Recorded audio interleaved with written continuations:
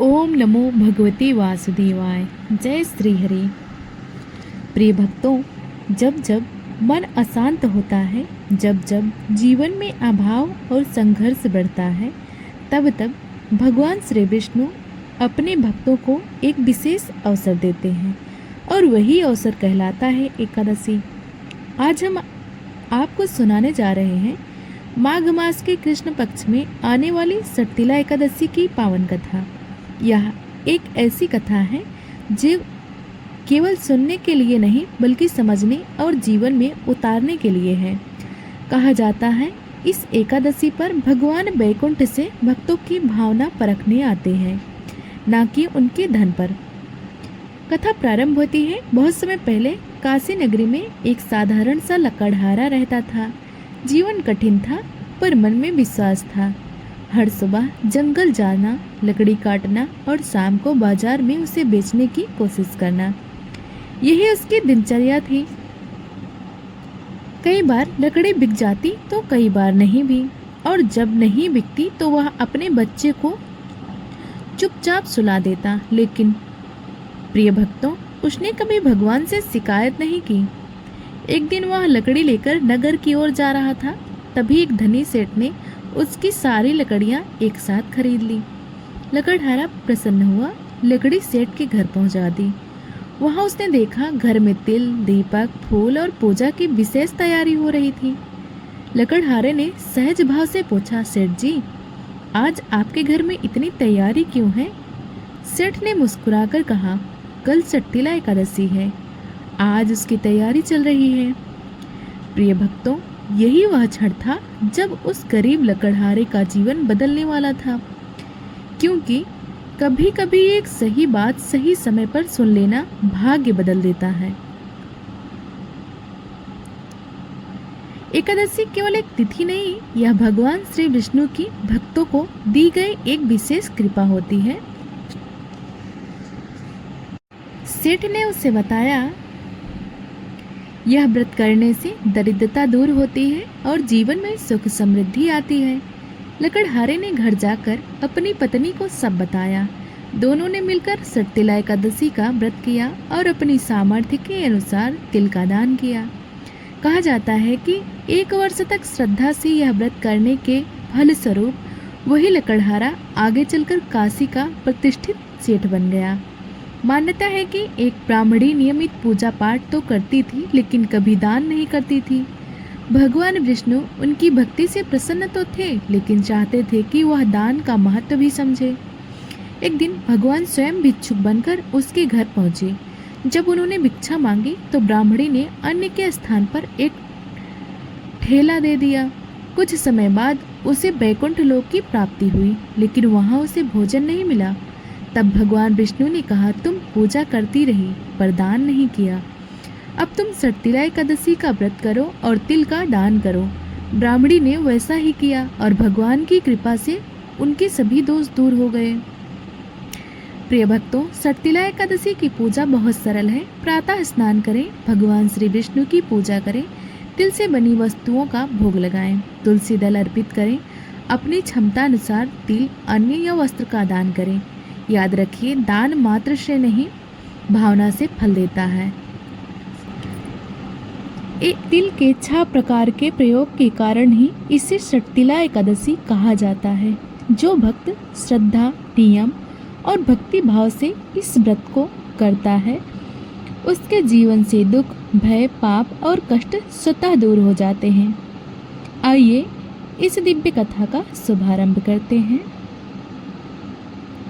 नारद जी कहते हैं, एक समय की बात है, देवलोक में भ्रमण करते हुए महर्षि नारद भगवान श्री हरि विष्णु के धाम वैकुंठ पहुँचे। उन्होंने वीणा को एक ओर रखकर प्रभु के चरणों में प्रणाम किया। नारद बोले, हे जगत पालक, आपने अनेक एकादशियों का वर्णन किया है, कृपया यह बताइए कि माघ मास के कृष्ण पक्ष की एकादशी का क्या नाम है और उसका फल क्या है? भगवान विष्णु मुस्कुराते हैं और कहते हैं, नारद, यह एकादशी सटतिला एकादशी कहलाती है। यह व्रत करने से मनुष्य के बड़े से बड़े पाप भी नष्ट हो जाते हैं। भगवान बोले, इस एकादशी में तिल के छाप प्रयोग किए जाते हैं।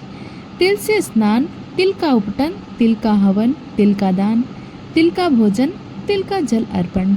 इन छा कर्मों से शरीर, मन और आत्मा तीनों शुद्ध होते हैं। नारद जी ने श्रद्धा से प्रभु की वाणी सुनी। एक कथा है, प्राचीन काल में धर्मपुर नामक एक नगर था। वहाँ एक ब्राह्मण रहता था जो वेद शास्त्रों का ज्ञाता था, किंतु अत्यंत कंजूस था। वह स्वयं तो भोजन करता पर किसी को दान नहीं देता था। उसकी पत्नी अत्यंत धर्मपरायण थी, परंतु पति की कंजूसी से दुखी रहती थी। एक रात्रि ब्राह्मण ने स्वप्न देखा। उसने देखा कि वह घोर अंधकार में भटक रहा है।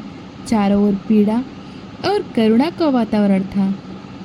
तभी आकाशवाणी हुई, हे ब्राह्मण, तूने जीवन में दान नहीं किया, इसलिए तुझे यह कष्ट भोगना पड़ रहा है। ब्राह्मण भयभीत होकर जाग गया। अगले दिन एक साधु उसके घर आया। साधु ने कहा, वत्स, सटतिला एकादशी का व्रत कर और तिल का दान कर, इससे तेरे समस्त दोष नष्ट हो जाएंगे। ब्राह्मण को अपनी भूल का अनुभव हुआ। ब्राह्मण और उसकी पत्नी ने विधि विधान से सटतिला एकादशी का व्रत किया। उन्होंने तिल से स्नान किया, भगवान विष्णु की पूजा की और रात्रि जागरण किया। व्रत के प्रभाव से ब्राह्मण के जीवन में परिवर्तन आने लगा। उसका मन दयालु हो गया। वह दान पुण्य करने लगा। भगवान विष्णु ने नारद जी से कहा, हे नारद, उस ब्राह्मण ने अगले जन्म में एक धर्मात्मा राजा के रूप में जन्म लिया। वह राजा प्रजा का पालन पुत्रवत करता था। उसके राज्य में सुख शांति थी। यह सब सटतिला एकादशी के प्रभाव से संभव हुआ। भगवान ने आगे बताया कि ब्राह्मण की पत्नी ने भी इस व्रत के प्रभाव से वैकुंठ लोक की प्राप्ति की। 10वीं सटतिला एकादशी व्रत की विधि है। 10वीं तिथि से संयम, एकादशी को उपवास, द्वादशी को पारण, यही व्रत का मूल विधान है। जो भक्त इस कथा को सुनता या सुनाता है उसे 1000 गौदान का फल प्राप्त होता है। प्रिय भक्तों, सटतिला एकादशी का व्रत जीवन को पवित्र और सफल बनाता है। नारद जी ने भगवान विष्णु से पुनः प्रश्न किया, हे प्रभु, यदि मनुष्य अज्ञानवश या विवश होकर दान न कर पाए तो क्या उसके लिए भी सटतिला एकादशी कल्याणकारी होती है? भगवान विष्णु ने उत्तर दिया, नारद, यदि भाव शुद्ध हो और मन में पश्चाताप हो तो यह एकादशी अवश्य फल देती है। यह व्रत मनुष्य के संस्कारों को शुद्ध करता है। उस ब्राह्मण के हृदय में अब दया जागृत हो चुकी थी। वह प्रातः उठकर अतिथियों की प्रतीक्षा करता, तिल, जल और अन्य का दान करने लगा। उसकी पत्नी का मुख भी अब संतोष से खिलने लगा। नगर के अन्य लोग भी ब्राह्मण के परिवर्तन को देखकर प्रेरित हुए। धीरे धीरे पूरे नगर में सटतिला एकादशी का व्रत सामूहिक रूप से मनाया जाने लगा।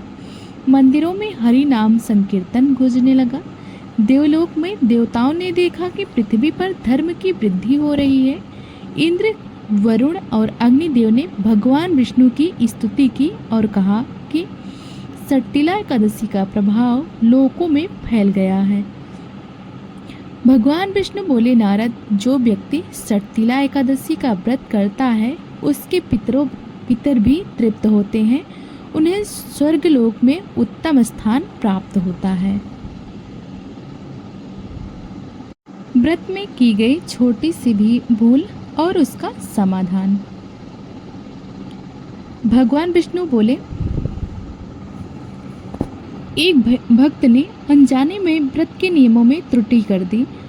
उसने पश्चाताप किया और भगवान से क्षमा मांगी। प्रभु ने उसकी भक्ति स्वीकार की और उसे भी पुण्य प्रदान किया। भगवान ने बताया कि यह व्रत स्त्रियों के लिए विशेष फलदायी है। इससे गृह में शांति, संतान सुख। रखिए, दान मात्र से नहीं, भावना से फल देता है। एकादशी माता जिस प्रकार अपने भक्तों पर कृपा करती हैं, उसी प्रकार हम सभी पर अपनी कृपा बनाए रखना। प्रिय भक्तों, अगर आपको सटतिला एकादशी की यह कथा अच्छी लगी हो तो वीडियो को लाइक करें अपने मित्रों और परिवार के साथ शेयर करें और ऐसी ही पावन कथाओं के लिए हमारे चैनल को सब्सक्राइब करना ना भूलें। ओम नमो भगवते वासुदेवाय। जय श्री हरि।